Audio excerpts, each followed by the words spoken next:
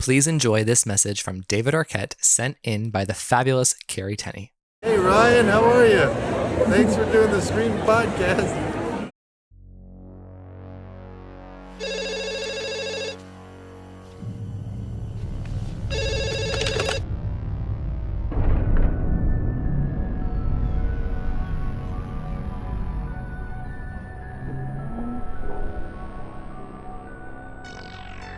Like scary movies? Uh-huh. What's your favorite scary movie? I don't know. You have to have a favorite. What comes to mind? You are listening to Scream with Ryan C. Showers, the podcast for Scream fans just like you. Join Ryan every week as he takes a deep dive into the horror film series that defined the 90s and redefined the genre.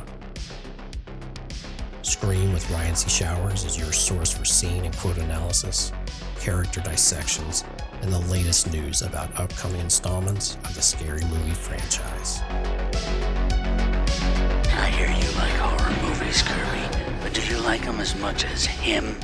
Hey everybody, before we get started, I just want to go through a couple bits of news that will accompany the viewing experience of this episode, but also just news in general about Scream and the horror world. So first of all, this episode is about ranking Dewey, aka ranking David Arquette's performances, the acting, the character work, the writing, the directing, the whole package of what Dewey is in his 5 movies. And we recorded this episode along with the ranking Gail and ranking Sydney from the past 2 weeks all together. Quite a few weeks ago. So this was before we had the official news about David Arquette returning to be in Scream 7, that he will be playing Dewey in Scream 7. And David has spoken about this. He said that it was wonderful to work with Nev and Scott meaning Scott Foley, aka Roman Bridger. Wild, right? He didn't mention Courtney. Weird. He didn't mention Matthew Lillard, who is another returning actor to the franchise whose character had previously died. So I just think all of that is very interesting. But also it's just such a great thing. Like, if you go back to episode 150, which is the episode where we covered the news last year, it's actually the anniversary of episode 150 just last week, where we covered the news about Kevin and Nev coming to Scream 7 and really bringing the franchise back to life after it weathered a very controversial storm involving Melissa Barrera. And I said on that episode, that it was really important for me if Kevin is coming back as like the author of the franchise and Nev as the centerpiece of the franchise and Courtney, of course, and they're kind of getting to be the leads again. I love Scream 5 for what it is. And I think it's important that Dewey died. And there was a lot of symbolic importance there and a lot of a big event that needed to happen to keep the plot going forward. Do I think Scream 6 took advantage of that and milked it and really explored what Dewey's death meant for the character of Gail or the story overall? No, I don't. But regardless, it does feel sad that Nev and Courtney would be able to work with Kevin Williamson as a director, and as a creative force behind the franchise, but David wouldn't. So I'm happy that whatever David's role is, that he gets to come back and we get our trio back together working with Kevin. And I think that's really important for a lot of fans, even if it is just a very small appearance, whatever it happens to be. So I put up a Patreon poll. So if you haven't subscribed to Patreon, I am Scream with RCS. Everything that is contributed to the Patreon goes back into the show. I'm an independent entity, so I appreciate any bit of support anybody can lend me. So, but anyways, I put up a Patreon poll and I asked favorite announcement of a previous cast member / dead character for Scream 7. And the choices were David Arquette, Scott Foley, and Matthew Lillard. I am kind of surprised, but also kind of not, because you have to remember, like Ryan C. Showers, I ooze Scream 3 vibes, but I also ooze original trilogy vibes. So there's a lot of conflicts. So, I think if you ask the world, I think people would probably be most excited about Matthew Lillard, just because there has been this question about, is Stu alive? And from all reports, we're getting that Stu and the history of Stu is probably going to play a bigger role in Scream 7 than we could have imagined a year ago. So I think if you ask the world, Matthew Lillard would probably come in first. But if you ask my people, Matthew Lillard came in last. He got 25% of the vote. So he was third place. David Arquette was second place with 33% of the vote. And first place was Scott Foley as Roman Bridger, which I'm like, I voted for Scott. Okay. I'm not going to lie. And but the thing is, like, of these three, like, I think it's very obvious and expected that Matthew would come back after this question about Stu has haunted people since the year 2000, right? Is Stu alive? Is he not? And whatever that means, in Scream 4 and 5 and 6, there's been mentions of Stu. Like, Stu is important. Like, he's important to the pop culture. Matthew Lillard, when you go to these conventions, he is the star. He's the person that people really want to see. He's the most expensive person to see. So people would expect him to be in Scream 7. David Arquette also, because of the history of David and Courtney, Gail and Dewey as the male protagonist of the franchise, it would make sense that he would come back for Scream 7 in a way to further Gail's development, even as a cameo, especially with Kevin Williamson, as I just said. So the fact that like Scott Foley was announced as coming back is the reason why I think it's appropriate that he won this poll is no one expected it. And there was also, these bad faith, false rumors started by, really like bad intentioned YouTubers that Kevin Williamson hates Scream 3 and he wanted to remove any reference to Scream 3 in Scream 7. Like, first of all, grow up. Second of all, that's not true. Third of all, Scott Foley was literally the first dead character cast member to be announced back. And I think that was what was so invigorating, because that was also at a point right after Patrick Dempsey was announced as not coming back. So for Scream 3 people and people who love the third movie, there was a moment of like, oh, wow, we're being respected and validated here with Scott Foley's inclusion, and Sydney's relationship to her brother and her character development and the Maureen Prescott arc is being respected here. It's not just going to be erased or retconned. So, or just quietly ignored. So I think it's appropriate that Scott won this. Don't care. So, okay, let's keep moving here. So I wanted to just tell everybody, I have been doing a bit of a deep dive on Isabel May and her acting work.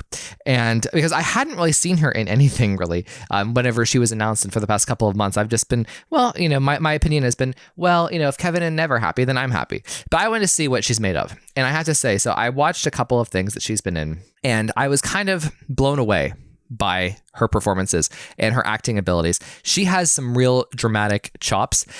She's kind of sensational and phenomenal in a way that I wasn't expecting. I think that people who haven't seen her really work, like in the mold of like an emotional, dramatic, kind of even Final Girl, like thriller type performances that she's done. I think everyone is going to be completely shocked by what they're going to see from Isabel in Scream 7. After kind of going through, a couple of her projects, I understand 1000% why Nev and Kevin picked her. And I think she's going to be phenomenal. Like, I would, based on what I saw of her over the past couple of weeks, I would put her talents next to that of Hayden Panettiere and Jenna Ortega in terms of like that young breakout from a Scream sequel that is just, there's raw talent there and there's a magnetic quality to her. I'm not blowing smoke. She is the real deal. I couldn't be more excited to see Tatum now after going through Isabel's filmography here. So huge thumbs up from me. And I just want to poke the bear of excitement there. So one last thing, we got news recently. Okay. We got news recently about a children's movie, an animated movie that will be releasing on the same day as Scream 7. So Bill Hader is starring as the Cat in the Hat, and this movie is going to be released in theaters on February 27th, 2026. That is also the same day as Scream 7 is releasing. So this is, I don't want people to, look at me like I'm crazy, but, if you lived the Scream 4 experience of, Scream 4 came out on the same day as the animated movie Rio, which Rio completely trumped Scream 4 at the box office. Scream 4 was kind of left in the dust.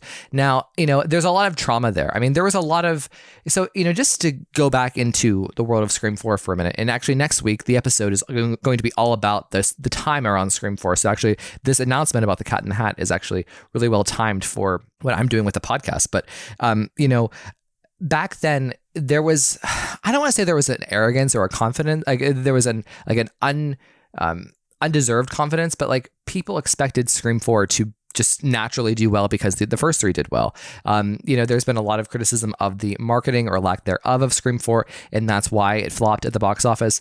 In my opinion, more so, I think Scream 4 came out at the wrong time when horror wasn't hot, horror wasn't respected. And I think the audience that was there for the original trilogy had grown up and hadn't been brought back into the fold. So one thing, people love to shit on Spyglass and Paramount for everything and everything under the sun, right? But you can't deny that they made Scream cool again. They brought Scream back into the popular culture in a way that Scream 4 didn't. And it's so recognizable. It's a thriving thing out in the world now. Ghostface is a thriving icon out in the world again. So regardless, so Scream is in a different position now as an IP, but also horror is so hot now. Most horror movies do make money. I get so dispirited by the general state of box office and by the general state of the quality of movies, both in the theaters and streaming now. But one thing you can't say is that horror disappoints. Horror movies come out and they usually tend to make money, and maybe not like millions of dollars, but they definitely hold their own against family movies. Like those are the two main things that make money. You have like superhero movies, you have family movies, and you have horror movies.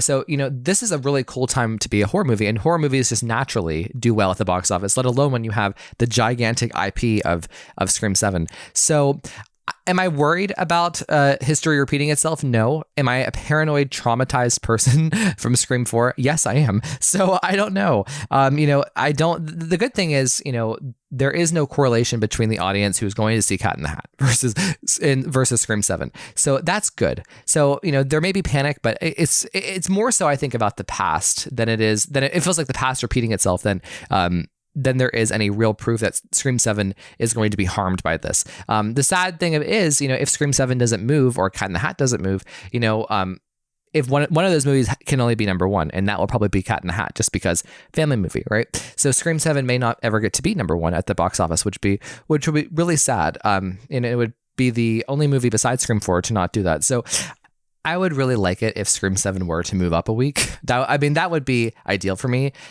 Or even just for Scream 7 to move up in general into the fall of 2025.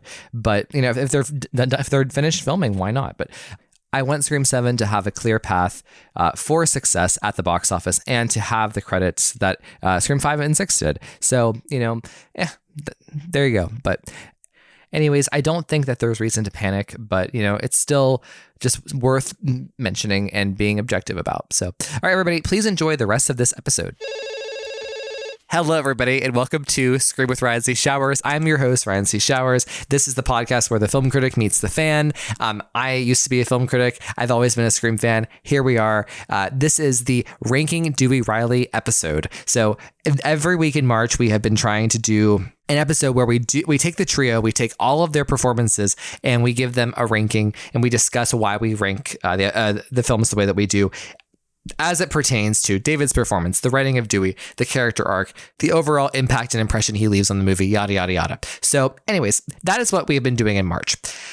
That being said, so we are in the introduction now. And another thing that we've been doing every episode this month has been giving each of the trio a Taylor Swift song. As you know, Scream with Ryan C. Showers, we are doing a Taylor Swift song of the week. I'm a Taylor Swift fan. My producer, who I'm about to introduce in a second, is a huge Taylor Swift fan. And we are doing this for all of the episodes, but it's been especially personal to do this for the trio, who they are like family to me. So, and to find like the perfect Taylor Swift song that encapsulates their energy, their essence, who they are, that is something that's really important to me. So, and the person who helps me do this for, not only, who was helping me do this for all the episodes, but specifically who took such great care in finding the perfect Taylor Swift song for each of the trio is my friend Ashley. Hey, Ash. Hello, hello, hello. This is probably my favorite thing I've ever done. Well, it's so funny because Ashley, the song selection here for Dewey, the Taylor Swift song that matches Dewey Riley, was 100% Ashley. This wasn't even on my radar, but I can't imagine any other song being the Dewey song. So Ashley, why don't you tell us what is the Taylor Swift song of the week? Okay, so the Taylor Swift song of the week is Superman. This is track 16 from Speak Now from 2010, but please listen to the Taylor's version from 2023. It was produced by Christopher Rowe. This song is you can kind of think of it from two different perspectives. You can think of it as like a young love, like looking at somebody that maybe it didn't work out. And they're watching they're watching somebody who feels like a hero to them, who feels like Superman, who you see all the best qualities in. And it's a really, like, I always say sugary, it's really poppy, it's really sweet, it's young. It's not the first song that I put on when I think of Taylor Swift, but it's just a fun, beautiful, like, song. There's lots of feelings of being like insecure. And I think it relates to Dewey in two ways, where I think Dewey could, we could look like, it could be somebody looking at Dewey this way. Like somebody could listen to this song and see Dewey. Like they could say like, oh, he is my Superman. But also I think Dewey could relate to the feelings of being like, does this person really love me? Does this person really like me? Like Dewey could also be looking at Gale thinking like you can think of it in two different perspectives of he's the person they're singing about or he's the person that's singing. And it's just so beautiful because it really is just about a person who isn't Superman, who you look like they are. And I think Dewey is the Superman of Scream. He's the guy that no matter what's happening, he's going to try to get it done. He doesn't have superpowers and he might not have a cape and maybe not some cute glasses, but he's our Superman and we adore him. Well, I'm going to take it even further. It's fun when Ashley and I come on because like whenever Ashley and I talk, it's like, oh, we're like sharing the same brain. I mean, like, you know, but then like we get on and like she has an interpretation that's so different from mine. This is cool. This is fun. This is Taylor Swift democracy here. So how I see Superman and how it relates to Dewey is like, and again, we are trying to encompass who the character is. And like, first of all, to actually use the word cheeseball to describe this song at a voice moment to me a few days ago. And it is so true. Like, it reminds me of like, first of all, I just see Dewey in Scream 4 in this. I see this as like him as the sheriff of Woodsboro. He is finally like at the top of his career. And he thinks, you know, and I think that he sees himself as Superman in a way, the Superman of Woodsboro. But like there's a cheeseball aspect to this song. It could almost be like a sitcom. Like when you're listening, you could like see like a montage of like Dewey like getting dressed in the morning, making sure his shirt looks good, at eating breakfast, and like driving to the station, and like, you know, talking and joking with the deputies, like, and then like rushing out, you know. And I don't know, I see it in that perspective. Like it just feels like who Dewey is in terms of the best version of him, the most successful version of him. Because you're right, he is our Superman, but also and it's very pure. Like I feel like it's the purest of Dewey, in my opinion. Like the fantastical way he would see himself. But I see it more so as Gale almost singing to him, because at this point, you know, Gale kind of had a different turn in her career, and she was at home and she was writing the stab books, so it was different for her. And I think that she was also supportive of Dewey and like cheered him on while he was becoming sheriff. And it's so fun too, because like I could see Gale is a reporter, so in a way she's Lois Lane to his Superman, right? Mm-hmm. So I don't know. Yeah, it's so cute. And like tall, dark, and Superman, he puts papers in his briefcase and drives away to save the world or go to work. It's the same thing to me. And I just feel like at first I thought this song was like going to be about like a dad. And then I was like, oh, nope, this ain't about a dad. That would be weird. But I feel like he, like that little beginning line where it's just like, is he going to work or is he going to go save the world? And for Dewey, I don't think that he knows what his days are going to be like. And it wouldn't matter what Dewey's job was. But as like the town sheriff, like, you know that he takes that so seriously, and he is the type of person you want to be in charge, like helping people. And we wish there was more Deweys in the world that just like really believed in people. And I think he believes in the good in people. And I think that's what Superman's all about. I agree. And I just think, you know, you couldn't have matched the song better to the essence of Dewey. Like whenever, like I could see this song being paired again, like over like a video montage of Dewey from his young days in Scream 1 to the sheriff days of Scream 4 and his relationship with Gail. Like, I could see Gail seeing Dewey this way when their marriage first started, and it was really strong. So I know it's just a great song choice. And you're right, Dewey is the Superman of Scream to us in a way. Yeah, the cheeseball Superman. I missed this guy. So good. Ash, this was such a great choice for Dewey. Thank you so much for joining me for this discussion. I want to go through and I want to thank everybody over at Patreon. So first of all, I do need to thank Ashley. She is the creative producer and manager of Scream with Ryan C. Showers. I need to thank Albert Padilla, who is the technical producer and editor of Scream with Ryan C. Showers. I need to thank TJ Jones, who is the graphic design producer of Scream with Ryan C. Showers. He does all of the title cards for Scream with Ryan C. Showers now into the future, which is so cool. I need to thank everybody over at Patreon. They include my daddy Ghostfaces and mama Ghostface, Carrie Tenney, Brett Janovich, Corey Wilson, and Stevie Shears. I need to thank my Stab investors. They include Josh Calamari, Garrison Nichols, Tamika Jones, Sam Levy, Jess Mariano, David D, Scream Queens Podcast, both Josh and Justine, Quentin Harrison, Joey Nobarini, aka The Vault, Mark Vieira, Gustavo Mora, PWO5, aka Philip Douglas, Chris Beatty, Josh Carr, Roy Garza, Ali, Kevin Abner, and Michelle Visage, aka Amar Karim. So everybody, thank you so much. And Ashley, thank you. Thank you so much. All right, everybody, enjoy the Ranking Dewey Riley segment. Hello, everybody. Welcome to the next segment, the main segment of this week's episode. It is the final trio ranking episode. So by now, you've heard the Sydney episode, you've heard the Gale episode, and now we are finally here at Dewey. And it's fun because I actually was thinking that I would start with Dewey, but then I realized that Sydney, if the second week was going to correspond with the end of 7 filming, so I was like, you know what, Sydney first, Dewey last. But we love it. We love a Scream man. So here we are celebrating the Dew monster. So I have with me the Dewey team. Like I couldn't pick between the two of them. So for the other episodes, it's like me and one other person covering Sydney and Gale, but I couldn't pick between these two. And honestly, we need to discuss and probe the overlap between my two guests because they are sensational in their own rights and they're wonderful human beings and wonderful friends to me, but also they love Dewey.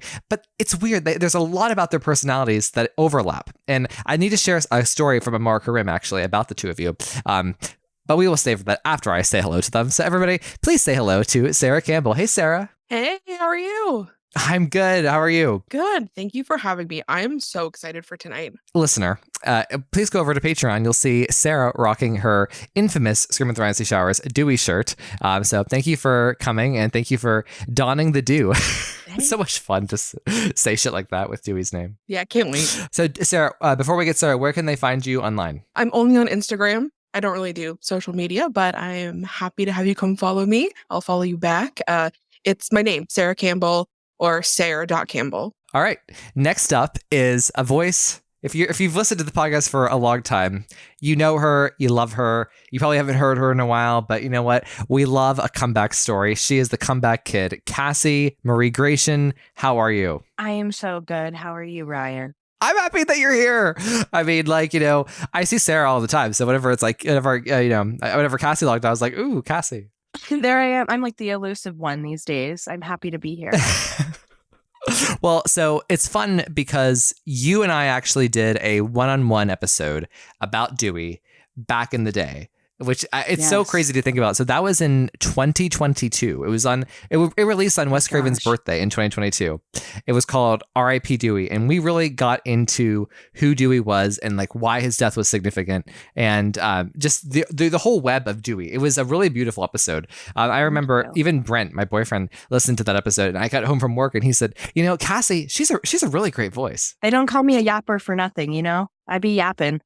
Well, it's so fun because Cassie is one of the OG Patreons and Sarah, she came kind of like, I call her like a midway Patreon in terms of when she came into like the podcast and like the overall scheme. And it's funny because Amar, we love Amar Karim, aka Michelle Visage. Amar has done many shows with Cassie and like we know, Cassie and Amar know each other. So Sarah Campbell and I did the Halloween H2O episode with Amar last year or 2 years ago, however long it's been. And the next morning, so a story about something you may not know about me and Amar is whenever Amar and I do whenever Amar comes to a Zoom or we do a recording together, the next morning we often talk on the phone and we just debrief about what went well, what didn't, what we thought of this guest versus that guest, just in the topic and how we approached the topic. And we did this after the H2O recording, and Amar loved Sarah. He raved about Sarah for 2 minutes. And at the end of the rave, he said, Sarah reminds me a lot of Cassie. And a light bulb went off where it was just you are twins. So it's just so cool. So not only do you both love Dewey, but you guys have a very similar personality. You both have a very similar way about you in terms of the way you guys talk and express yourselves. And as friends to me, I can say you guys are very similar too, just in your compassion and your warmth. But so I want to turn over to Sarah because Sarah actually has a very funny way of putting this. So Sarah, the floor is yours. Yeah, I like to tell Ryan that Cassie and I are the same person in different fonts, or the same person 10 years apart. Because I stalk her Instagram and I'm I feel I want to be her, but also it's me too, eerily similar to I swear we go to different concerts same week, get our hair dyed different colors same day. It's a weird parallel, but I love it. It's so fun. Cassie, any follow-up? Yeah, I knew that Sarah was somebody I would be connected to when I saw her post pretty often enough. Not that any other person would catch this, but I am ridiculously obsessed with Third Eye Blind. And I get that from Sarah. And so all the time I would just be wow, we really like a lot of the same stuff. And every time that you're on an episode that I get to be on, or the group Zooms or anything like that, I'm always damn, she's like me. I like her. Oh, well, it's fun because even though this is technically the first time the three of us are sitting down together, so I'm just happy to be here between the two of you. It's fun for me. And but it's you guys have never actually been one-on-one together. It's always been in the context of a big Zoom or a small Zoom. We did David Arquette's birthday, which was technically a smaller Zoom. There was maybe 6 people that were with us, but you guys, I feel you guys are more intertwined, even though you guys haven't really spent that much time together. So we love Scream with Ryan C. Showers, bringing like-minded people who listen to the same music and get their hair done in the same week. And, love Dewey and David Arquette, Cassie, where can they find you online? You can find me on Instagram at xcassimarie, XCassimarie. Awesome. Well, and I just want to echo what Sarah said about Cassie, how Sarah's I stalk her Instagram. I also stalk Cassie's Instagram. Anytime she posts something, it's just actually both of you. That's another similarity. How do you guys capture pictures so well? With Cassie, I feel you both of you separately capture the outside world so beautifully.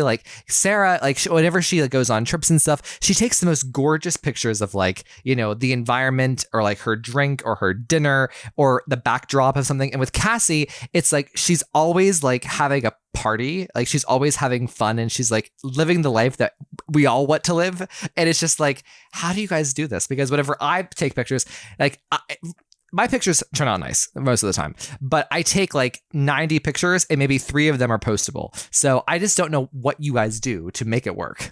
If you want to know the secret, I actually just had this conversation with a coworker the other day, and they were do you take your time or is it just effortless? And I'm I spend a lot of time curating a photo dump.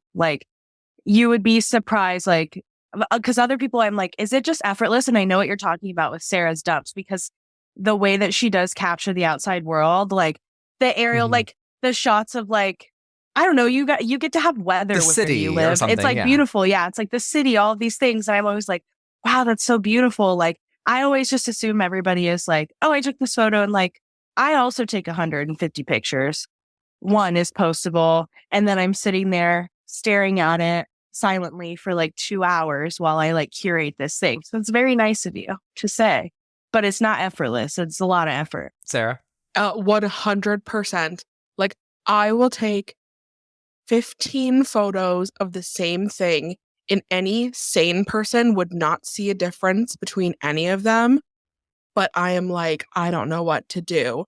But the thing that really does it, and it's actually pretty simple, dude, the right filter will change your life. Mm-hmm. Like Yeah. on a photo, just like up the shadows. If anybody listening cares, just like up the shadows, make everything a little darker than you think it should be. And it just like Mhm. completely changes it. But yeah, I just like taking pictures of the things I'm doing.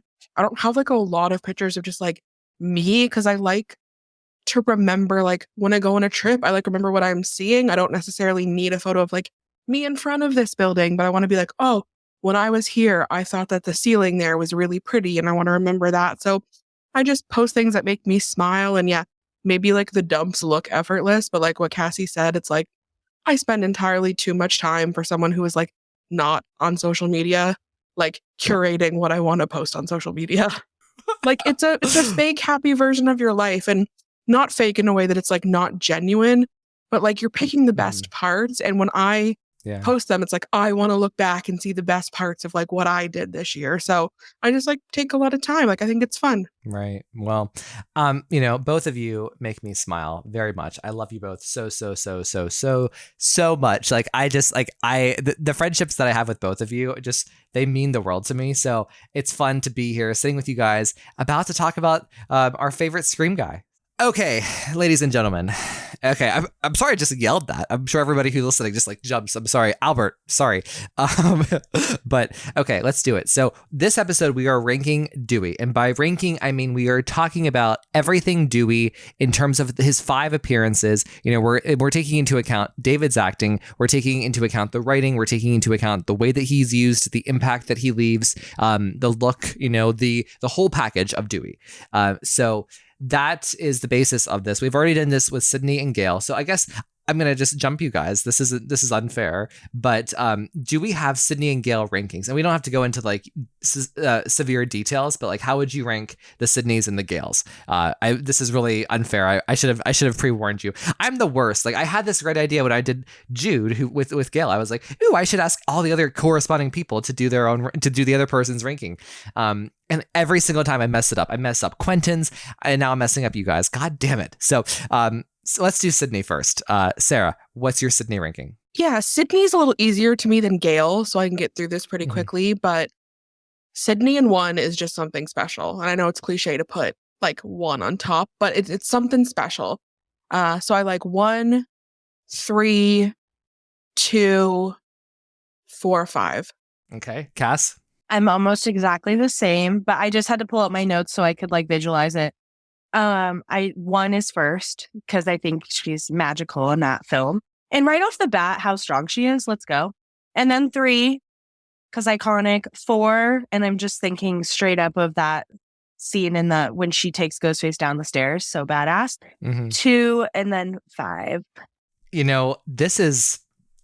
I'm just like kind of overwhelmed right now because my whole podcast has been about Sydney and Scream 3. I mean, like literally the thesis of my podcast. And Quentin's ranking was also 1, 3.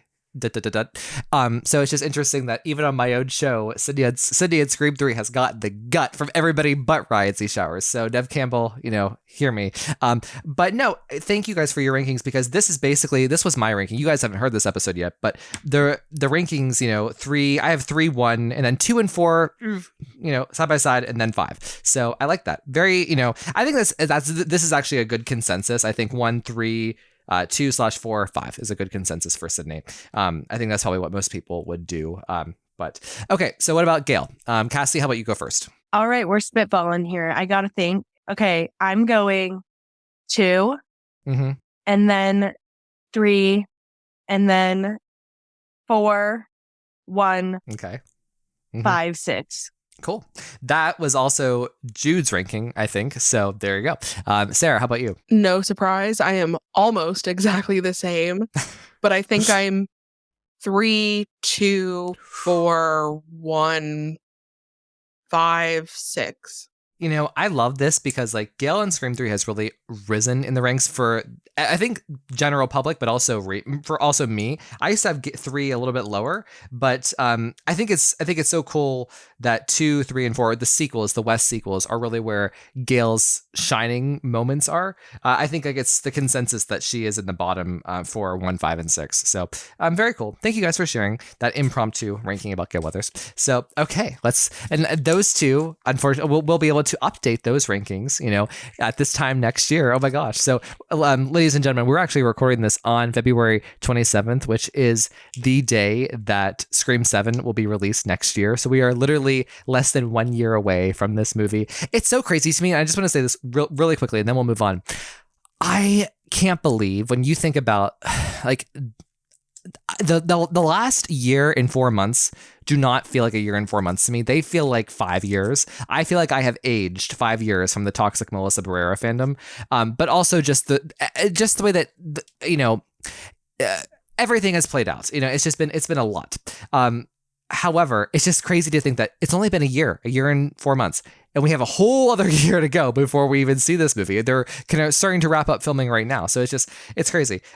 Any thoughts here before we dive into do, Cass? I'm just so excited to see Sydney back, and I mean, even like I got even more excited after Jasmine Savoy Brown's interview, that article that came out the other day talking about Kevin Williamson. So I'm just trying to have zero expectations going into this, absolutely chill. And I'm just excited to be back in that world again, because you're right, it feels like it's been such a long time. So I'm very excited. And by the time we really see it, it'll be 3 years since Scream 6. Like, that is wild to think, right?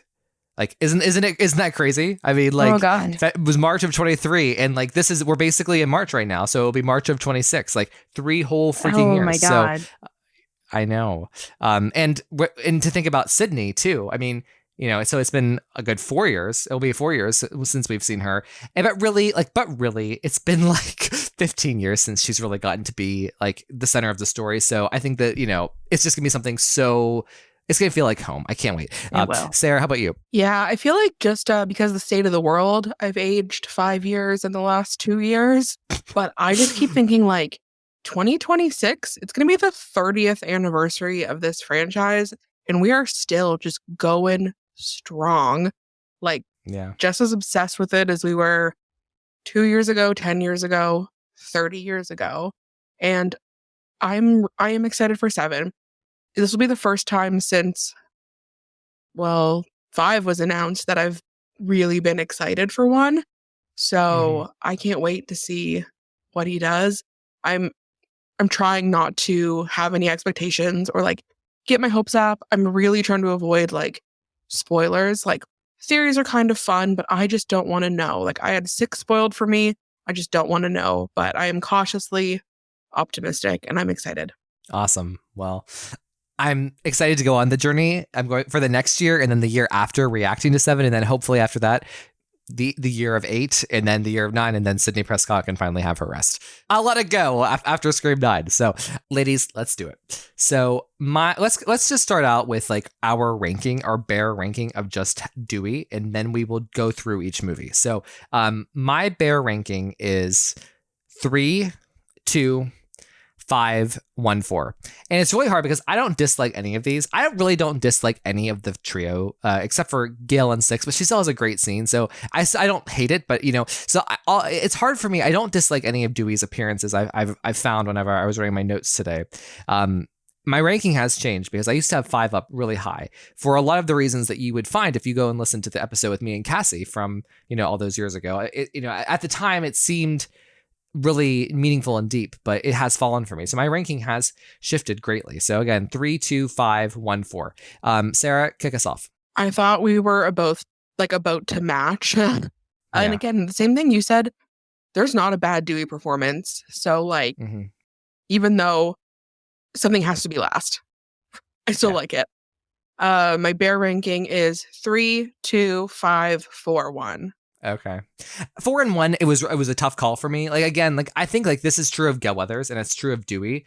I feel like Scream 1, they're excellent as scene stealers, as supporting roles. But then like once you get out of Scream 1 and like 2, 3, and 4, they are fully fledged, 3-dimensional in a different way. So I definitely could see the ranking. That was almost my ranking. So maybe it will be by the end, because my Gale ranking changed in the midst of our conversation with Jude last week. So yeah. Cassie, what is your Bear ranking? It's the same as Ryan's. It is 32514. Snaps up. I thought you both put 2 up front. So I thought I was going to be here just like I was with Sydney 5 minutes ago as the lone 3 person up front. And you got, but anyways, that's cool. So 2 is nice. good. 2 almost was. Yeah. Okay, cool. Well, let's kick off with Scream 1, Dewey. Cassie, do you want to start? What a charmer. What a little lovable nerd.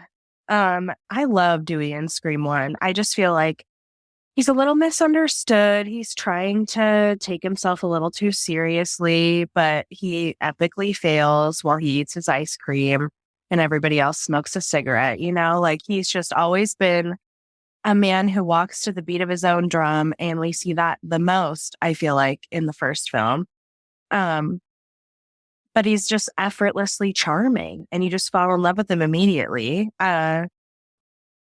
Obviously, we see him grow into a man. He's a little more of a boy, but I just think he's so lovable and sweet and fun. And every time he's on screen in that movie, you can't help but smile. So that's why I love him in 1. I wish it was higher in my ranking because that's my favorite of all the films, obviously. But I don't know. He grows into a really great person, but he's a fun one to meet in this era in his life. And I think that's probably what Gale, all of those qualities are probably what drew him to Gale. So. All right, Sarah, what's your, gut reaction here about Dewey in Scream 1? Or why you rank him last, actually? Because Cassie ranked him second to last here, and you rank him last here. So what are your thoughts? Yeah, he is so likable, so charismatic, so wonderful, but he's underdeveloped, and that's because this is not Dewey's movie.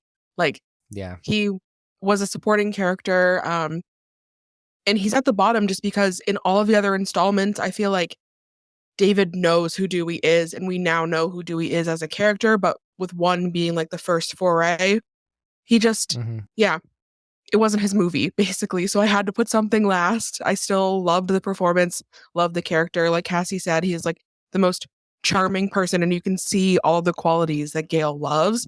And I love that. But it's just, I just felt the Dewey character flushed itself out further down the sequels. And that's the thing. Whenever I was making my notes for this show, I kind of struggled with writing about Scream 1 because it's something that whenever you're watching it, you get the goofiness, you get the little boy kind of energy that he brings to it. He's almost played as comedic relief in a lot of respects, comedic relief, but there's also a real heart there. So that's what I think makes Dewey. I think that's what Dewey functions as in Scream 1.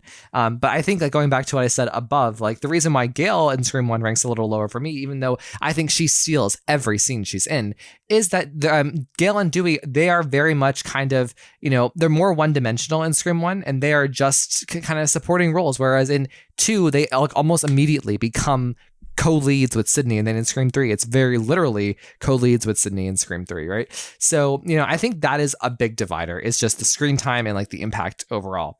But I do appreciate Dewey because in Scream 1, because it's very classical, this idea of the deputy Dewey, there's to use the word iconic is trite at this point, but there is something iconic about him in that uniform as a deputy, as somebody who isn't taken seriously, but he tries really hard, and he's really dedicated to his sister and to Sydney, and so I think there's something very iconic about Dewey and classical about Dewey in Scream 1, even if it's not his stealthiest. Girls, what do you think? Cass? I totally agree with you. I feel like he is finding himself in that movie, and I'm gonna probably speak a lot about as if he was a person. And David too, right? Trying to figure out who this character is. Who would have thought that he would go on to play this character 4 more times? But yeah, I feel like Dewey is just somebody who cares a lot about everybody around him and so desperately wants to be seen as a man. And he doesn't really fall into that until the next film. And I think it took, I don't know, maybe something like this to happen to him to really open that part of himself up. Because the jump from 1 to 2 is like pretty severe, in my opinion. Yeah. Yeah. There's something also, I don't see Dewey here as dark. Even I think this is the only movie I think you can really call him comedic relief. There's something heavier about him in the other sequels. I mean, in the sequels, not the other sequels. And there's something heavier about him in the sequels. There's something lighter about him here. And like the thing, how I see it is like the bonds that he shows his bonds with Sydney and Tatum, and like the beginning bonds of Gale, and like we see the seeds planted for his personality that grow in the other films. And I think that's what really makes it. I think that's what makes Dewey special here. So, Sarah, anything you want to add? Yeah, and I struggled a lot with the last two, 4 and 1. I kept going back and forth and back and forth. But I think that the difference is really like it's David acting that makes a difference. Because if you had anyone other than David playing Dewey in 1, that character could have easily been killed off. And we would have been like, oh, he was super likable, but you know, they have to die. It's a slasher. But it's like there was something about David that was just like, we need to bring him back. And then from then on, it was like, this is a character that we can't live without. And I think that's why I put 1 at the bottom as well. Because it's like, if he was just a one-off, it would have been like great. But I didn't have that like emotional connection to him until the second, like I have now. Yeah. Well, let's talk about the second. So Scream 2, ranks pretty high for all of us. It's number 2 for all of us, I think. Sarah, how about you kick us off? Cassie did the first one. Yeah, so this was the sequel that made me fall in love with Dewey. I was also going back and forth whether I wanted 2 or 3 to be at the top.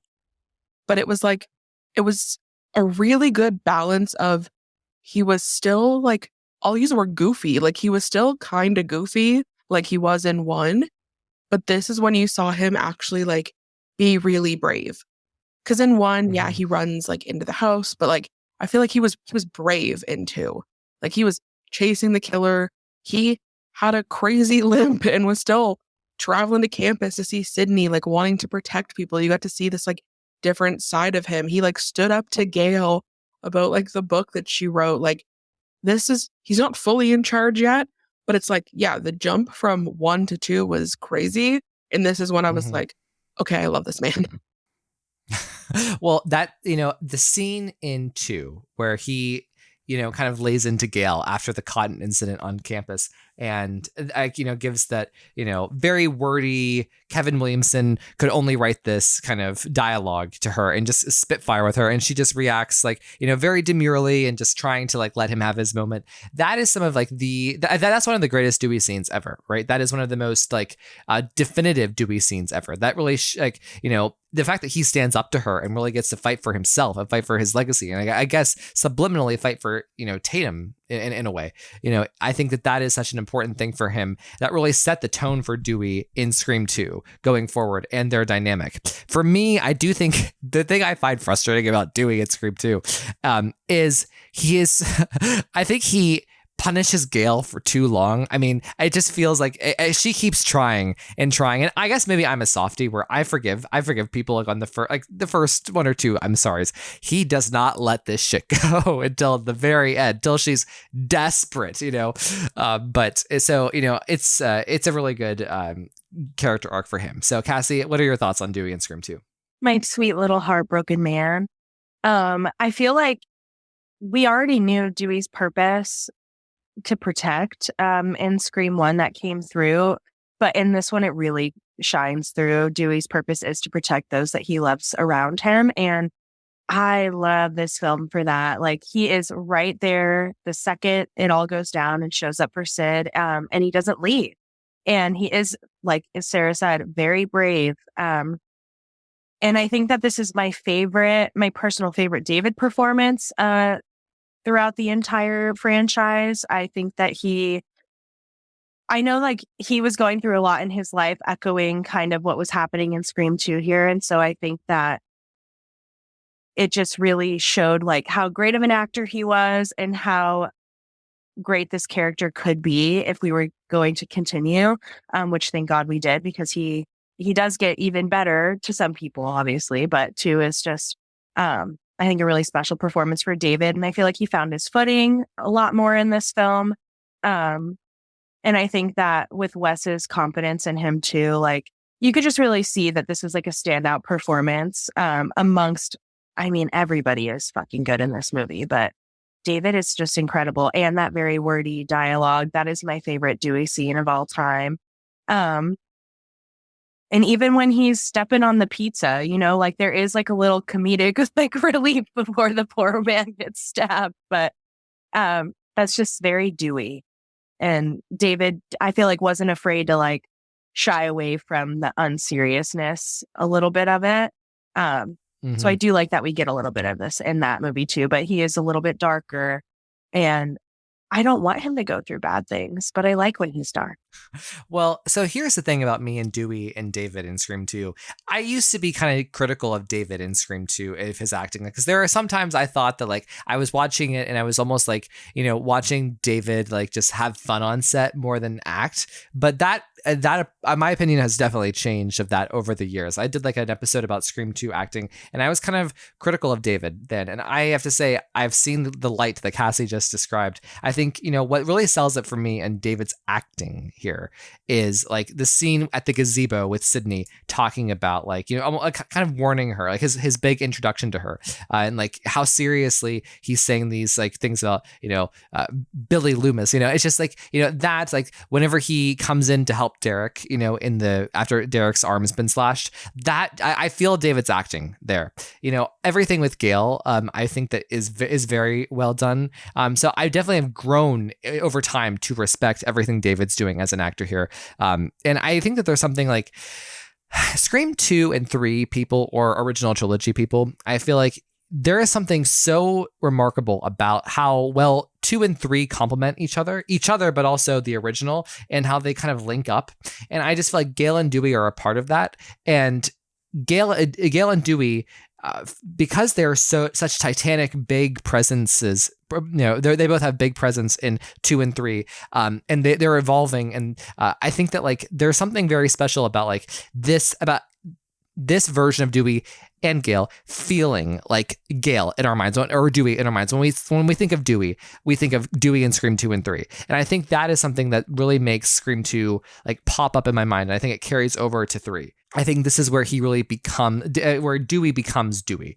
And that's helped, I guess, in part because of how the little bit of a darker edge Dewey has, with like surviving, of course, but also like, you know, how he feels about Gail in particular. And this is what I think is so cool about Dewey and Gail, is like, I don't think that either Dewey or Gail are defined by the love story aspect of their relationship. They're both defined as their own people doing their own things with their own agency in the story. But, you know, within that though, they bring out so much in each other. So like with Dewey, you know, what Gail brings out in him in Scream 2 is his bruised ego because of how she kind of makes fun of him in his book, but also the hurt feelings he has about someone he kind of had a crush on, or that he had feelings for. So I think that's really great about Dewey in Scream 2. And like, I think it was Sarah that said this about him really becoming like the heart of the team in Scream 2, you know, and we see this through his like individualized scenes with Randy, with Gail, with Sydney. It just feels, you know, it just feels like his role is very defined here within like the group. And that this is another thing, like, you know, that I think 5 and especially 6 gets wrong, is like, you know, Dewey has a unique relationship with Sydney. Sydney has a unique relationship with Gail, and Gail and Dewey have a unique relationship. They all can exist without each other being a Scooby Gang, right? Whereas like 5 and 6, I think a problem with that is like, you know, Chad and Sam and Mindy and Tara, we never really get to see them one-on-one with each other. And so therefore, like, their bond doesn't feel as organic or natural or obvious as it does here. So, and I think Dewey in Scream 2 is a big part of that. We see him having several scenes with just Randy, several scenes with just Sydney. And like each of his relationships is uniquely different from the other. So that was a lot. So Cassie, any final thoughts about Dewey in Scream 2? Yeah, I love that reminded me of just his vulnerability and how we get to like really see him open up in this film, and how that takes us on a journey with Dewey throughout the rest of his life, right? He's not afraid to be vulnerable, even in moments where he tries to be like tough guy, strong. You can tell he's holding it in, but I think that is where he really does play as the heart, because Sydney, she can be vulnerable, but she's strong, and I'm strong, and like, I'm going to get through this. And Gail, she's our lovely legend. She's always on, and he can really bring out her vulnerability. And I think that that's beautiful, is that Dewey, he brings that out in other people, and we get to see that start in this film. So that is my favorite thing about Dewey in Scream 2. All right, Sarah? Yeah, and you actually said something that gave me kind of like an aha moment that I didn't realize until you said it. But you were talking about like when people, really talk about these characters, you're always hearing them talk about them in the context of like the original trilogy. And I just realized, yeah, anytime anybody asks me like, oh, do you like Scream? Or, oh, I see you like Scream, or have you seen Scream? I picture them just, it's either 1, 2, or 3 and like different iterations of them in the first 3 movies. If you ask me, oh, what do you think about Gale Weathers? I do not think of her in 4, 5, or 6. I only picture them in the original trilogies. And that just goes, to me, like, it just reinforces that was their strongest, all of them, the first 3. And like for me, I even like, even though I respect the fact that the original is the number one of the majority of fans, and like an iconic classic movie, for me, when I think of these characters, like I automatically go to the sequels, like 2 and 3. I don't know why. I don't know if it's because Gale and Dewey are deeper, that they have more screen time, and that Nev has a similar look in 2 and 3. That her arc, that's where it starts to really peak, is in 2 and 3. Even though Scream 1 is iconic, I don't know. It's a very interesting thing, but yeah. Okay, let's go on to Scream 3 now, my fave. And actually, we all ranked it number 1. How cool is that? I'm just so happy. I picked the right group. Okay, so I'm going to start out here, and then you each will get one more to go first. So I love Dewey in Scream 3. There's just something... Like, this is, when I think of Dewey, like this is my Dewey. I think this is the best example of Dewey. I think this is Dewey at his most like drawn out, at his most like thoroughly explored. He feels like a leading man. He has that energy. Like even in Scream 2, he doesn't get as much of a presence as Gale does next to Sydney as like a co-lead. Here, he feels like a co-lead. He feels like the leading man of this franchise, and it's really cool. But without taking away from Sydney and Gale, that's the beauty of it. Like, would they get to be beautiful female characters and feminists in their own way, and Dewey, he has the presence of like a large titanic force, but he doesn't take away from them. I love that, and he does carry part of the movie. He is kind of like, the way I see Scream 3 in my head is like, you have 3 storylines. You have Sydney's storyline, you have the Maureen backstory, and then you have like the Stab 3 cast. Sydney is obviously the lead of of her story. Gale is kind of the lead of the investigation of Maureen Prescott's past, and then I see kind of Dewey as like the leader of the Stab 3 cast, because he lives with Jennifer. He, is on set. He is a technical advisor. So he plays a very significant part. And it's a very emotional performance from him within like, himself, and like in his relationship with Sydney, and why he's there in Hollywood, because, on the surface level, right, he's pretending to be there as a technical advisor, but he's really there to protect Sydney because of the events that happened in Woodsboro before Scream 3. Which I think goes to show who he is and what his priorities are. We love that. But again, like his relationship with Sydney is really well developed. It's very emotional. It's very sensitive. His relationship with Gale evolves, and they really get to have this Hollywood love story. And he gets to rediscover his feelings, kind of work through them. Like, some of my favorite scenes are Dewey, just with each of the girls, talking with Gale at the coffee shop about their past. And like, he's still the same Dewey of Scream 2 with his stubbornness, right? But it's, it's just more fleshed out here, which is really good. I think that his motivations in Scream 3 are really, really clear and convincing. And the one thing that we never really get to talk about with Dewey in Scream 3 is like, or I guess the whole trio. I mean, Sydney obviously gets her full character arc moment in Scream 3. But in some way, Gale gets it too. She gets to kind of go back to where her career started with Maureen Prescott and investigate that backstory. And that kind of leads her to becoming a more evolved person. I mean, she's already been evolving, but like that's when through Scream 3, she becomes a more genuine, good, moral person. And then with Dewey, this is a little accredited fact, but he actually gets to finally be the hero. He's the one who kills Roman. He gets to be the one to put an end to this, after, kind of being upstaged, after kind of being the joke, the butt of the joke. He gets to be the hero. He gets to be the person to kill the last Ghostface of the original trilogy. Like, he gets to complete and fulfill a trilogy arc in a way. I think that's really, really, amazing for him. And, I would be remiss. I know I just said like he and Gale are both defined without each other in terms of the love story, but the love story is such a beautiful part of Scream 3. The proposal scene is like probably my favorite Dewey scene of all time. But even just like the way that he and Gale interact, and like the hostility that's there, but also the way that they continue to interact through the hostility, and out on the other side comes like that connection that they both have, and that they both actually like each other. Like the scene I love of them in Scream 3 after the house explodes and they're at the bottom of the hill, and like just that, like that 30 seconds of them just being so tender with each other, I think is really sweet. And a lot of interesting stuff comes out of his relationship with Jennifer. I mean, Dewey is just all over Scream 3, and I just think that he this is Dewey in my head. I also really, just one last thing I'm going to toss to you girls.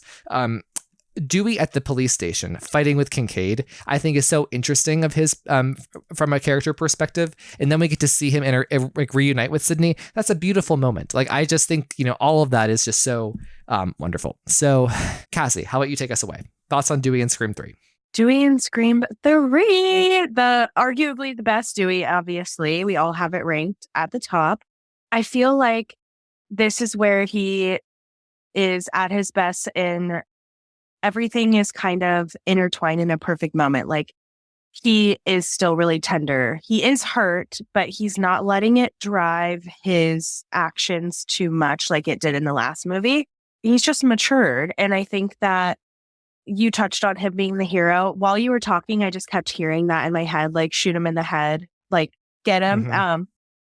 He does finally get to be the hero, and he's always kind of been like everybody's hero. And even though he's been the butt of the joke, he's been there for Sydney, he's been there for Gale, and he's been there for Jennifer, and all these people that may not actually realize that Dewey has just been at the helm of this the whole time. And this does really feel like everybody is firing on all cylinders here. It is just as much Dewey's story as it is Gale and Sydney's in this one. And I always forget how much I love this movie until you start talking about it. And I don't watch it. That's what I do. I'm Ryan C. Showers. I know. I'm Ryan C. Showers. Yeah, I'm going to gas you up here. You always make me realize how much I love this movie. And Dewey just really is my favorite part of it. I mean, we have a lot going on and how great Sydney and Gale are, but Dewey just doesn't lose. Where I feel like at this point in time, a third time around, people would start to lose that tenderness about them, but he leans into it even more. And I find that to be really endearing and beautiful, that this film does end with like a beautiful proposal. And he's just a man who deserved to be happy. And he's like getting his happiness after being a badass bitch and being the hero that he has always known that he could be. And I think that everybody else knew he was too. But it's really fun to get to watch him finally evolve into that hero. Also, I love that you talked about the scene with him and Kincaid, because it's almost kind of like an opposing leading man coming in, right? Yeah.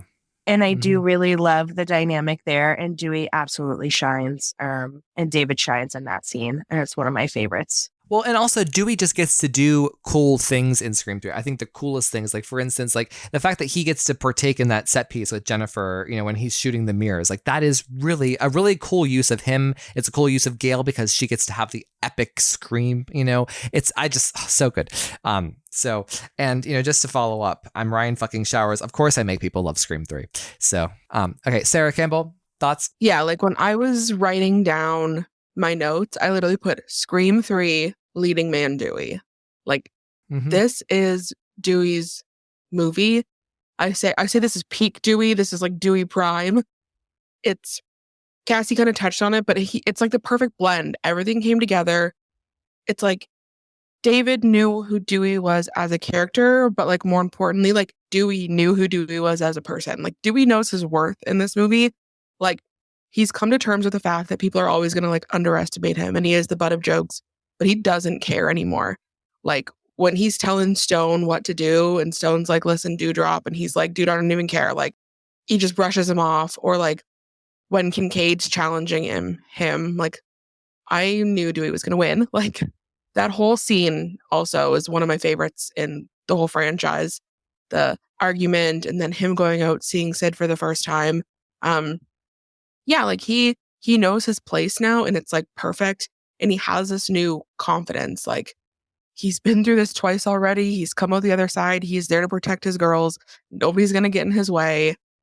Like, it's perfect. But he is still that like soft Dewey too. Like it hasn't jaded him yet. It's just made him a little more serious and more confident. And he really is the heart even still in this. Like when he's in that set piece, you know, Sydney's running for her life. She could have just called for help. She could have called for Kincaid, but like, no, she calls for Dewey. Like she knows that Dewey is going to be there. And like that is like, so that was like kind of the last thing I wanted to say about Scream 3. Ironically, you read my mind, is that sequence in the Stab 3 set where Sydney is yelling for him and like, you know, over and over and over. That's who she thinks of. And I think that is such a cool thing about the original trilogy and their bond and their chemistry and the way that they're developed as characters is like that Dewey was like an older brother to her in Scream 1. It continued to Scream 3 and it is still there in probably the deepest way in Scream 3.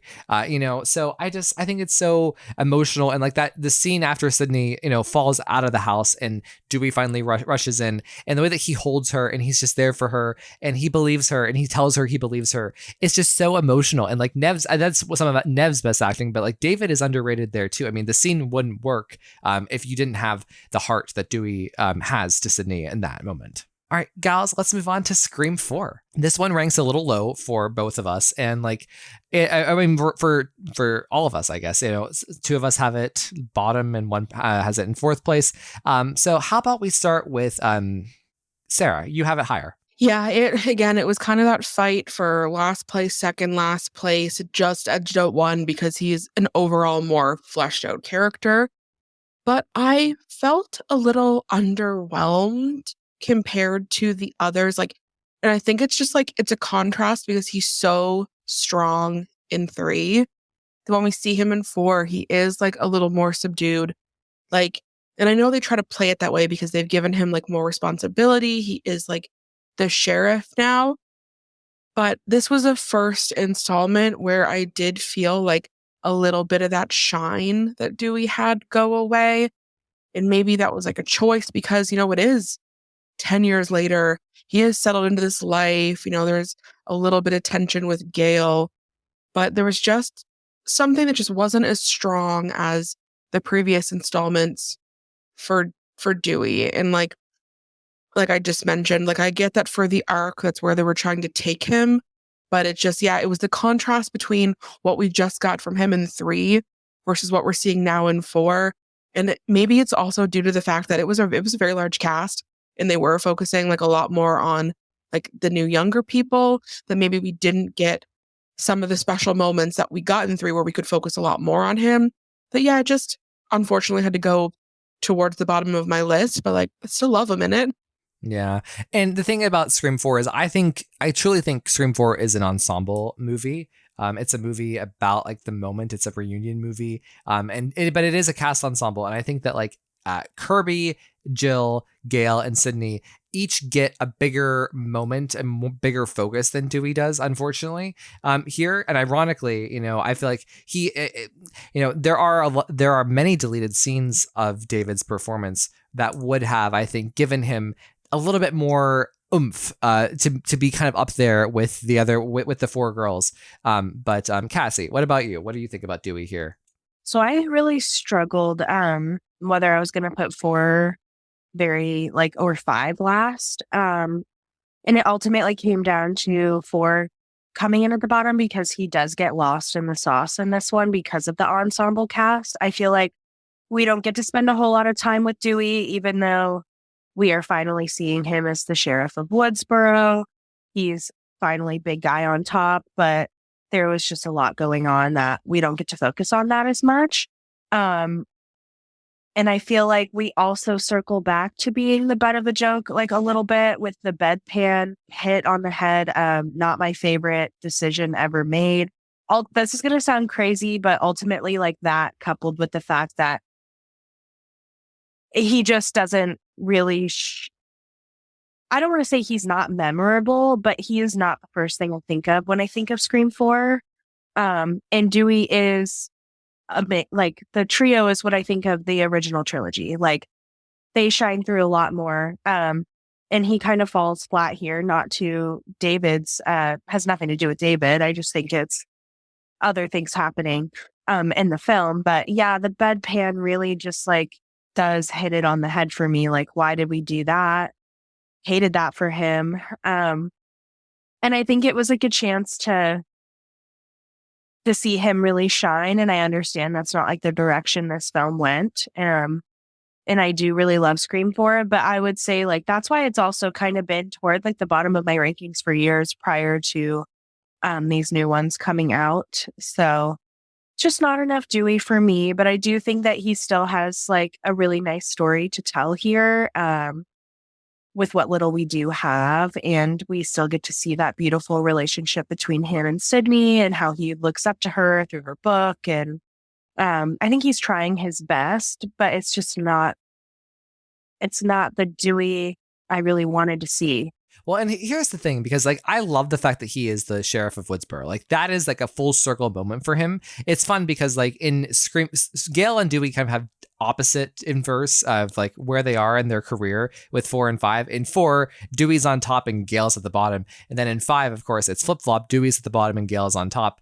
And so I love the fact that he does get to have this like long-term goal fulfilled. And like it just feels like, yes, Dewey deserves to be the sheriff of Woodsboro. It couldn't be a better fit. And like the thing is, I actually do like a lot of Dewey here. First of all, I think it's the best David looks in any Scream movie. I think he's so handsome. You know, his body looks great, his hair, his face, everything, like perfect. And like there is something iconic about him being sheriff, just like I was kind of describing, like there's something iconic about him being Deputy Dewey in Scream 1, like him in that uniform. That is very much Dewey, you know? And like, you know, at first, Dewey actually does get some early good scenes. Like he has a scene with Sydney on the couch where they're just talking about their lives now. The scene with Judy actually in the street when like Judy's big introduction when they're taking down the ghost face masks off the light poles. I love that scene. I think it's a great scene for both Judy and Dewey that characterizes them, their dynamic really, really well. And the town. I think that there's a lot of character of Woodsboro that comes through even in that early scene.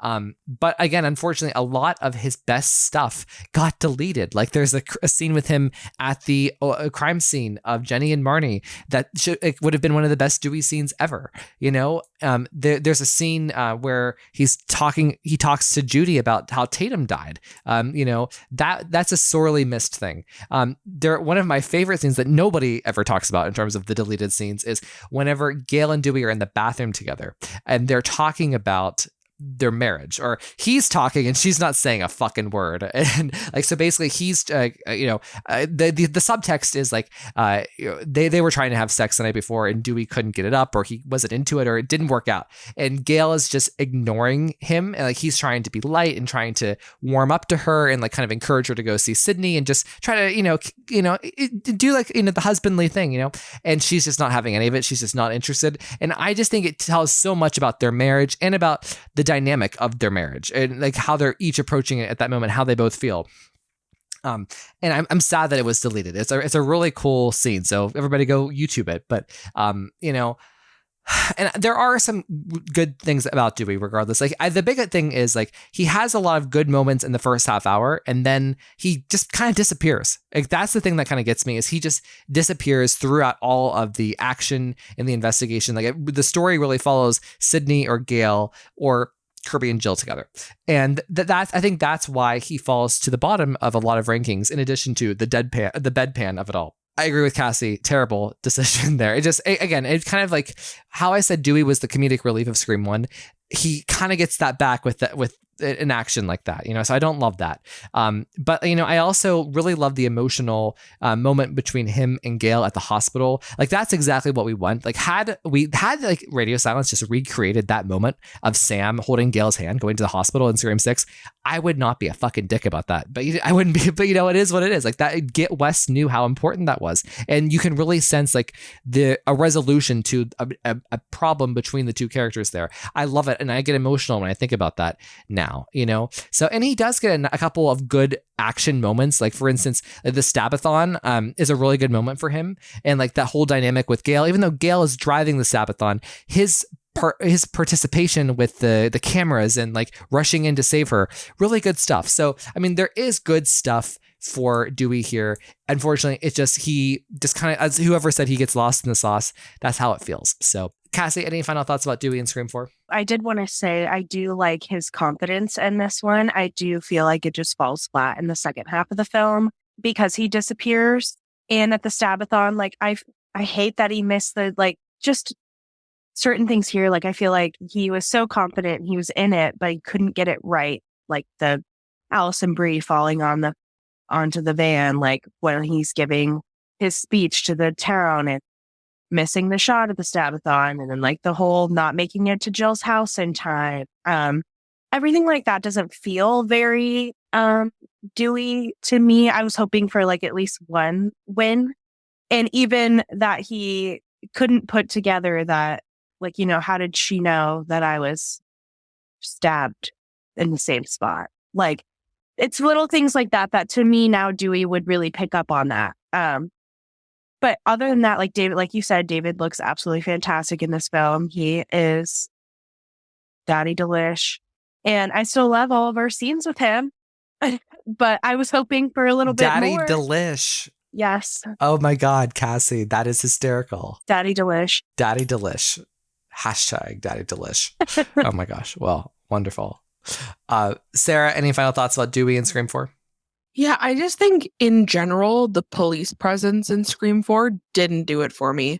Like, Hoss and Perkins didn't need to be characters.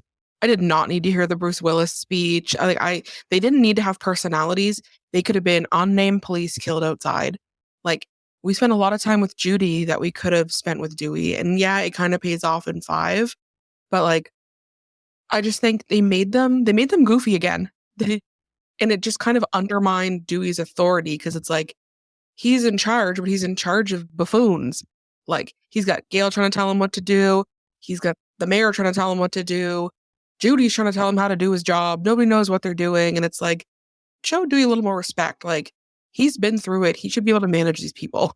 So I think it just, that also the whole department didn't really paint Dewey in the light he could have, because he felt to me just like more confident in 3 than he did in 4. But like, again, still love him. I think that like what was really missing from Dewey is like, and I guess the police presence is like between Rebecca's death, the night in the hospital, right, through like Jill and Sydney talking at home before the Stabathon.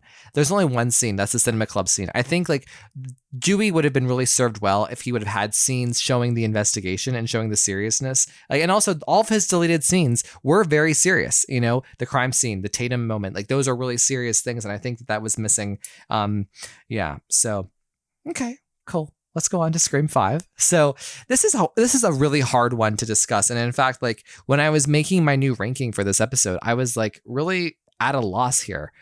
So, and I kind of want to start with Cassie first here because we, again, we did a whole episode on Dewey and kind of like his death and the works back to like many years ago, 2 years ago. And so, have things changed for you in terms of how you perceive Dewey in Scream 5, and what are your overall thoughts now, Cass? It's been a while since I've seen the movie. My thoughts on the movie as a whole have changed. My thoughts on why that decision was made have changed tremendously. I almost ranked it last because I didn't know if I was going to have my ranking just be like super personal into like, this is what I would rather see than, taking into account for everything. And it came in second to last, obviously, because David is an absolute powerhouse in this film. And it just wouldn't have worked without him. but I don't know. It's just, again, it's not where I thought we were going to see him. And I understand he had been through a lot before, but it's nothing he hasn't experienced already. And I get that a person can maybe only take so much, but it just felt really unlike the trajectory that we were on. He could have maybe gotten another job and, maybe he didn't want to be sheriff anymore. He could have found purpose doing something else. But I just think to make him an alcoholic, no joy for life kind of man who's just like alone is not at all true to the character. And I get that it's a very real thing that can happen to somebody, but I just think when you're coming back, like if you're going to revive this franchise and you're going to bring these characters back, I get we don't want to see a carbon copy of what we've seen before, but then just barely have him in the film there. Maybe he doesn't live there. Maybe I don't know. I struggle like a lot with why at all that is what they thought that they had to do. And yeah, like I still like it's canon. It happened. It is what it is. So I do stand strong in like he couldn't protect his sister. So he wants to help Sam protect hers. Like that's a big driving force for Dewey's motive for doing what he does in this film. I know he didn't get the chance to be the hero in Scream 4, and we talked about that too in our episode. So, he's, I have to shoot him in the head. Like I have to do it. I just don't know. Like at some point you don't have to. Basically what I'm saying is that they shouldn't have killed him, and I'm frustrated about it. But David does an incredible performance in this film. I think that it is the heart of the movie. It drives us all back to each other. You and I have talked extensively about how it wouldn't have that's why Sydney came back. She wouldn't have come back if that didn't happen. I agree. I just think that we could have done something else. And so I would put it on the bottom because I don't like watching it. But he does still have sweet and tender moments in this movie with like that scene with Gail is insane. I think all of us cried when we saw it for the first time and maybe still do. It still brings a tear to us. Like it really is David's probably his best acting performance of any of the films. And I'm glad that he got a chance to kind of work with material like this. It just none of it made sense for the character. And I will die on that hill. Well, and that's like, I think like, what, it is okay to be upset that he died. And it's okay to be upset in the way that he died. It's okay to be upset with where they put him in terms of like his life and the choice that they made in terms of taking him from this really joyful, happy helper kind of guy and making him almost unrecognizable. For me, I look at it like I see him as like you kind of describe like how real life, how sometimes people can really fall. But it's such a dramatic fall. It's from when we last saw him. He changes so much. Like it's the most he ever changes. And in some ways, if you go with the story, like if you go with the fact that is who he is, I think that you'll find a lot of great stuff for Dewey in Scream 5. But if you look at just the actual like placement and the actual decision to put him in such a weird, unrecognizable place, then it's hard, and I see it both ways. I feel both ways actually. So I think that this is his most emotional performance from David, and specifically like the scene with Gail and the scene in the trailer. Those two scenes are impeccable for his acting. Unbelievable for his acting. And so again, it's hard to like weigh Scream 5 in terms of everything Dewey. It's so his acting in both the Gale scene and the trailer scene, very textured, very detailed, very grizzled, very like cynical. And again, so it's different sides of Dewey that I think are really good. And I think like, despite where they put him, let's just say, let's just try to go with it for a second though. I will give the writing credit in the sense that he does get an incredible arc within the movie of Scream 5, which is, he gets to raise, they set him up as being the coward who left Gail, without telling her, in New York and abandoning her. And he gets to kind of make amends with her and rise to the occasion and not be the coward and save, in terms of trying to kill Ghostface in Scream 5. And that's what leads to his death. So he gets that arc. He also gets a nice 1 to 5 arc, a whole series arc of getting to save a sister in terms of, because he didn't get to save his sister. I get all of that. And like, it's very nice, but it's a very complicated legacy, I think, with all the good of Dewey, you get like the kind of like the cringe comedy stuff too, like him, with sitting with the kids while Mindy's doing the speech. Like, I don't think that feels like Dewey. And I think that's part of the problem here is like, when I think of Dewey, I don't think of him and who he is in Scream 5 as representative of who Dewey is. And even like Sydney at her lowest in Scream 3, like, she is so much more put together than Dewey is here at his lowest in Scream 5, which is saying something for a girl who has been traumatized and on so many levels. But okay, Sarah, I skipped you. Sarah, please hit us with Dewey in Scream 5. Yeah, if it wasn't for the fact that like David crushed this would be dead last. Like, for the exact same reasons Cassie has gone over. Like, I want him to be alive. I hate what they did to him, but like, he killed it. I get the trauma. I get they wanted to show that off. And like, some of it does make sense. Like, yeah, they needed him back in Woodsboro. It's feasible that he and Gail could have separated. Like, we saw some hints here and there. They've always been up and down. Yeah, he doesn't want to be involved. He's been stabbed countless times. Like, all of that makes sense. Like, he just wants to be left alone. I get it. But like, the jump from where he was in 4 to where he was in 5 is violent. Like, I don't believe like that he's an alcoholic, like, at all. That made no sense to me. I totally buy that he would be watching Gail's morning show, but I don't think he'd be doing it at 10 a.m. with a glass of rum. And like, he's always been a helper. Like, even when people are like, you're not allowed to help, he's like, I'm helping. I'm like protecting my girls. So the fact that he would have been fired and then just wallowed just doesn't make sense for his character. He'd still be doing something to help people. So the fact that they have him so like dramatically isolated is like weird to me. Like, I understand, again, them wanting to go the route of like, he's really been through it, but I think they like made choices that didn't make sense for who he is, like at his core as a person. But like, he crushed the like grizzled performance. Like, I really like, a piece of me died when that man died. So yeah. I can't rank it at the bottom because it was a better David than 4. Well, and here's the problem too, when you think about just Scream 5 as a whole, is like, had Scream 5 been like the traditional Scream sequel where Sydney was the lead and Gail had double the screen time and they were really parts of this this movie in a real way as opposed to the way they are, I think that I could have even seen them doing this to Dewey, but if you would have had him in the whole movie and like be in the finale and build to the finale, you could start to reveal all of those layers of who he actually is, like at his core, like you described, like the real Dewey underneath all of the trauma. Like, I think that's something that you could have done, but doing it the way that they did here, again, I don't think it ages well, And another thing that kind of doesn't really age well now that we're like on the heels of a Scream 7 starring Neve Campbell and not the core, not Sam and Tara, is like the death, right? Because it's weird to think that we're entering back into Sydney's story without Dewey, and that they never really got a final scene together, a final real like in-person flesh to flesh moment.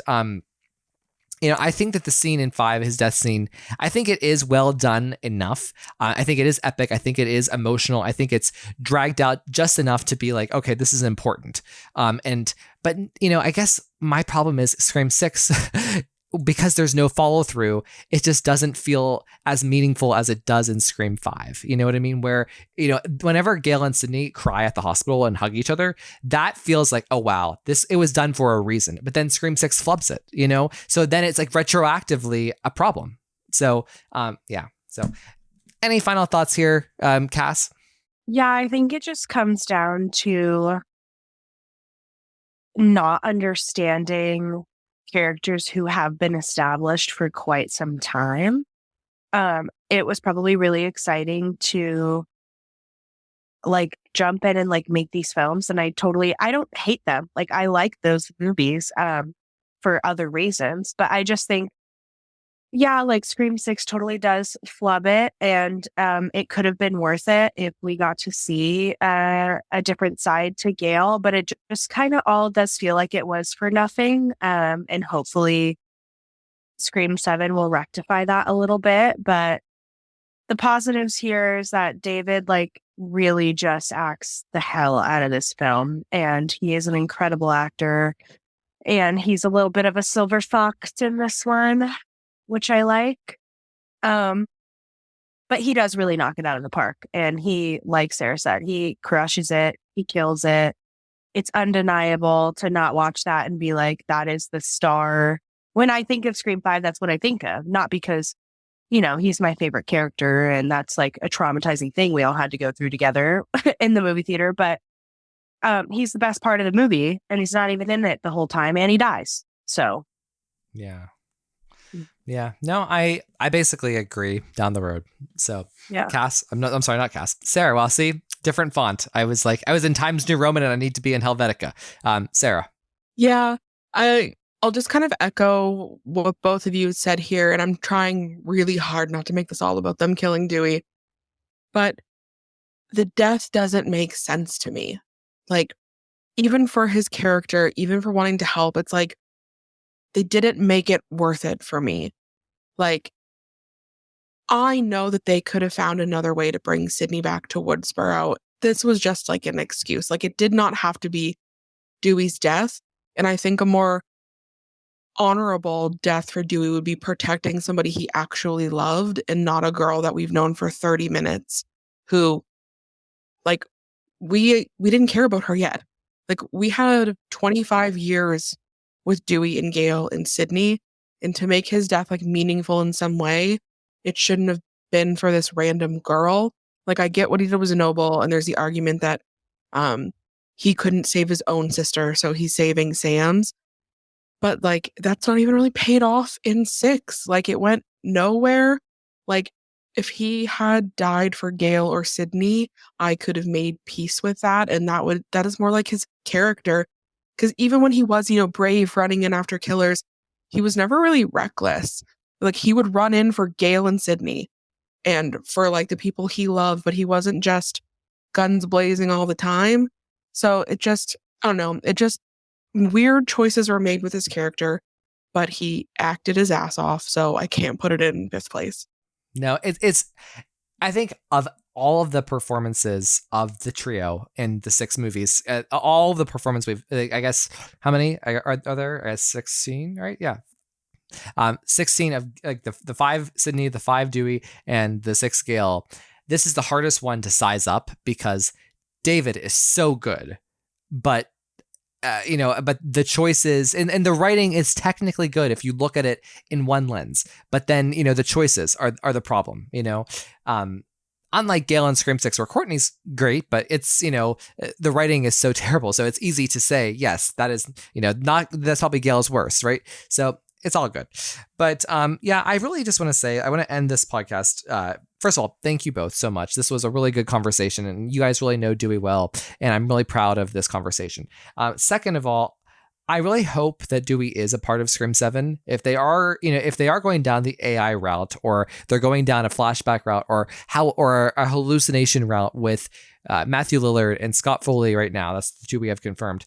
I really hope that David is a part of it. For Courtney Cox specifically, I want to see that. I wouldn't even be opposed to seeing a flashback with like them after Scream 4, of like of Sydney, Gale, and Dewey all together. You can even do it after Scream 3 and bring back the bangs as a funny thing. That would be cute. I just think that David should be a part of Scream 7. I think that's really important for me as a Scream fan and as a Dewey fan. So So Cassie, any final thoughts? I love that you said that. I completely agree with you. I hope that he gets to be a part of the next film in some way, because I know Ryan's over here with the idea that we're going to get to 9.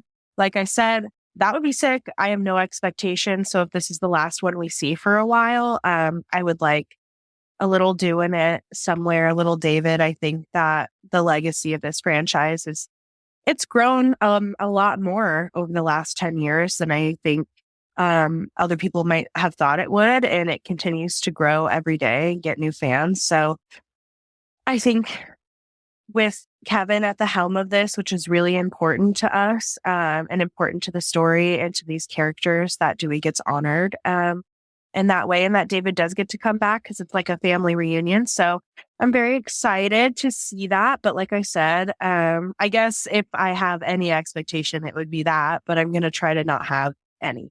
But I just love that character. And it's my dog's name, you guys know. I actually, when we were supposed to, fun tidbit, record this podcast on Tuesday, just 2 days ago, we had to reschedule because I had a birthday party, and it ended up being a murder mystery paint and sip party, and we all had to play different characters. And I got there early and I got to choose my character. And fun fact, that character's name was Dewey. And I was like, oh, well, I have to pick this one. So yeah, it's just, it's funny how these things you love follow you throughout your life, and hopefully we'll get to see him one more time. I love it. Yay. All right. Thank you, Cassie, so much for coming. I love you. I love you. All right, Sarah Campbell, final thoughts? Yeah, I'm exactly the same. Like right now, we got everybody with a kitchen sink in this movie, and David is the kitchen sink. Like, just put the man in the movie. Like, come on. What are we waiting for?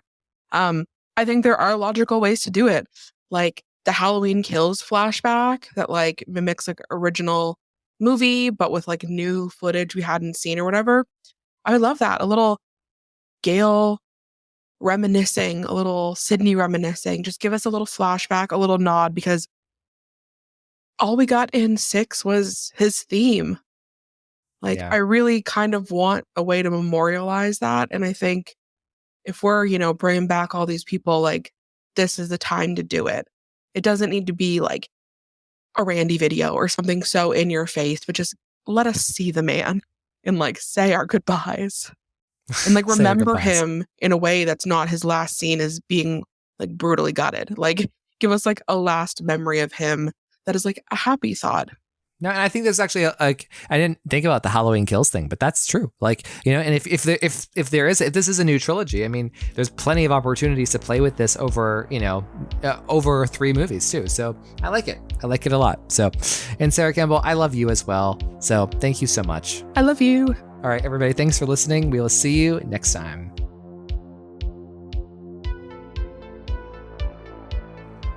Scream with Ryan C. Showers is made possible by supporters like you. All copyrighted material used or referenced in this show belong to their rightful owners and made possible by the Fair Use Act. And number 3, never, ever, ever, under any circumstances say, I'll be right back. Because you won't be back. Get another beer, you want one? Yeah, sure. I'll be right back!